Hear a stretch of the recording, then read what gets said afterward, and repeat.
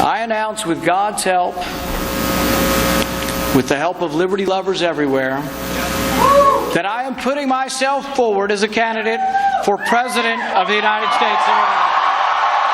An eye doctor turned politician, Republican Kentucky Senator Rand Paul made official his long-awaited presidential bid, emphasizing the self-styled libertarian brand of conservatism, he says, will expand and change the GOP by appealing to minority and younger voters.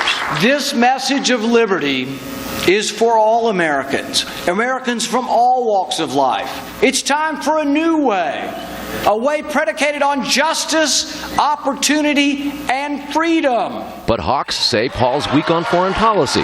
A conservative super PAC welcomed him into the campaign with an attack ad. Rand Paul supports Obama's negotiations with Iran, and he doesn't understand the threat. Paul aides call that ad false and say he opposes a nuclear Iran. Any deal between the U.S. and Iran must be approved by Congress. But amid the right's criticism, Paul's modified some of his positions and no longer opposes all foreign aid. And in recent months abandoned his demand that the U.S. slash defense spending.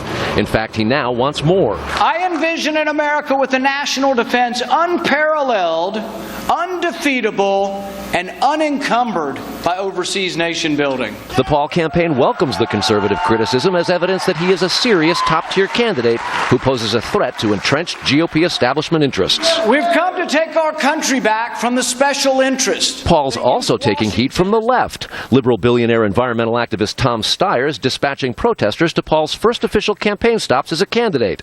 He'll visit New Hampshire, South Carolina, Iowa, Nevada, and California in the next 5 days. And American Bridge, the liberal super PAC doing opposition research for Hillary Clinton's nascent campaign, launched a webpage named pauloffthewall.com, mocking him for extreme positions. Former Florida Governor Jeb Bush took the high road. Libertarianism definitely has a place in the GOP. We all share a common belief that we need to limit government's power. Texas Senator and Tea Party darling Ted Cruz praised Paul, writing, quote, "His entry into the race will no doubt raise the bar of competition, help make us all stronger, and ultimately ensure that the GOP nominee is equipped to beat Hillary Clinton." South Carolina Senator Lindsey Graham says Paul would be worse than Hillary Clinton on foreign policy and has told insiders that a big part of his own White House run is aimed at rebutting Paul. Senator Paul is a contrarian in a Republican Party that he wants to reshape and lead. It's often said that a presidential candidate's best campaign day is the one on which they announce. Mr. Paul's rivals were fairly cordial today. That is not going to last. Brett? Definitely.